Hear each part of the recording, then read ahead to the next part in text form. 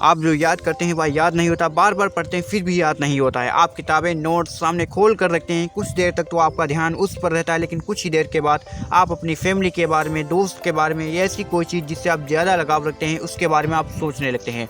आप इधर सोचने में लग जाते हैं, तब तक आपका समय इस तरह से वेस्ट होता है जैसे कि आपने 2 या 3 घंटे 10 या 15 मिनट में वेस्ट कर दिए हो। दोस्तों 80% स्टूडेंट की यही प्रॉब्लम है और यही उनकी फेलियर का रीज़न भी बनता है।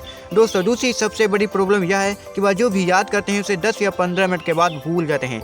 जैसे कि आप क्लास में हैं, टीचर ने आपको कुछ पढ़ाया और पढ़ाने के बाद जब आपका नाम लिया और आपसे एक क्वेश्चन पूछा, आप उस क्वेश्चन का आंसर ना दे सकें, उस टाइम टीचर आपको डांटते हैं, क्लास के सारे बच्चे आपकी मजाक बनाते हैं।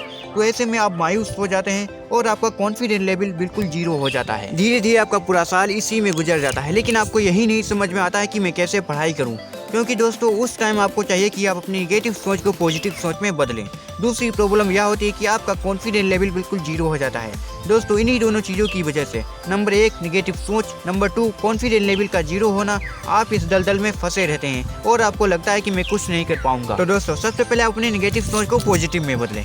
इसके लिए आपको क्या करना है, सबसे पहले आप ऐसे लोगों से दूर रहें जो नेगेटिव सोचते हों और नेगेटिव बातें करते हों।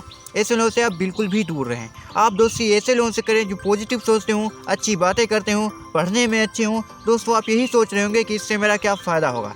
इससे आपका बहुत फ़ायदा होगा, क्योंकि इंसान जिस माहौल में रहता है उसी माहौल का उस पर असर पड़ता है और वह वैसा ही हो जाता है। दोस्तों अब मैं आपको कुछ टिप्स बताने वाला हूँ। अगर आप इन टिप्स को फॉलो कर लेते हैं तो आपको एक बेहतरीन स्टूडेंट्स बनने से कोई नहीं रोक सकता है। Number 1 interest. सबसे पहले बात करते हैं इंटरेस्ट की। इंटरेस्ट का मतलब लगाव, दिलचस्पी। दोस्तों जब तक आपका इंटरेस्ट पढ़ाई में अच्छा नहीं होगा तो आप अच्छी पढ़ाई नहीं कर सकते, आप कितनी भी कोशिश करें। दोस्तों आपको चाहिए कि आप अपने माइंड का सेटअप कुछ इस तरह बनाएं कि जो भी पढ़ें आपको लगे कि मैं एंजॉय कर रहा हूं, क्योंकि पढ़ाई कोई 1-2 दिन की नहीं होती है, इसमें आपको कई साल लग जाते हैं। तो दोस्तों आप एंजॉय करके जितना पढ़ेंगे उतना ही आपका लगाव पढ़ाई में बढ़ता जाएगा। Number 2 focus. बात करते हैं फोकस की। दोस्तों आप डेली 8 घंटे पढ़ाई करते हैं, लेकिन अगर आपका फोकस जीरो है तो ये 8 घंटे किसी काम के नहीं। अगर आप सही से फोकस करना चाहते हैं तो आपको 2 चीज़ों से बचना चाहिए। Number 1 external distraction. बात करते हैं सबसे पहले एक्सटर्नल डिस्ट्रैक्शन की।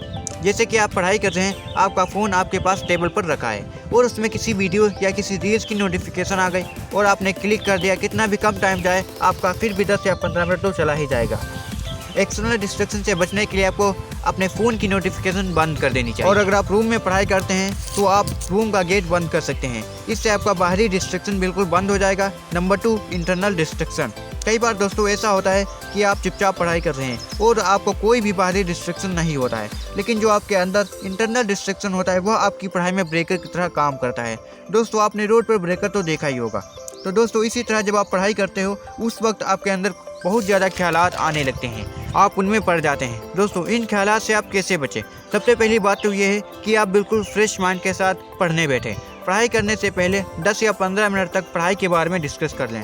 इसके लिए आप अपने दोस्तों के साथ 10-15 मिनट बैठकर उस टॉपिक के बारे में डिस्कस भी कर सकते हैं, इससे आपको बहुत फ़ायदा होगा। दोस्तों जहाँ पर आप पढ़ाई करने के लिए बैठे तो वहाँ सिर्फ किताबें या नोट्स ही होनी चाहिए, बाकी ऐसी कोई भी चीज़ ना हो वहाँ पर जिससे कि आपका ध्यान भटके इधर उधर और आपका पढ़ाई में मन ना लगे। दोस्तों आपको पढ़ाई में आलसी नहीं होना चाहिए, क्योंकि आजकल कॉम्पिटिशन बहुत ज़्यादा बढ़ गई है। 2 चीज़ों का आपको और ख्याल रखना है जो सबसे इम्पोर्टेंट है, कंसिस्टेंसी, रिवीजन। सबसे पहले बात करते हैं कंसिस्टेंसी के बारे में।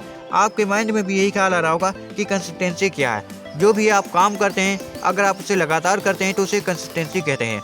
इसलिए हर एक सक्सेसफुल पर्सन के अंदर कंसिस्टेंसी जरूर होती है, इसका होना बहुत ज़रूरी होता है और यही आपको सक्सेस दिलाती है। रिवीजन। डेली आपको रिवीजन जरूर करना चाहिए। जो भी आप नया पढ़े उसके साथ ही पिछला पढ़ा हुआ उसका भी रिवीजन करते रहें, इससे आपको बहुत फ़ायदा होगा और आप एकदम बेहतरीन स्टूडेंट भी बन जाएंगे।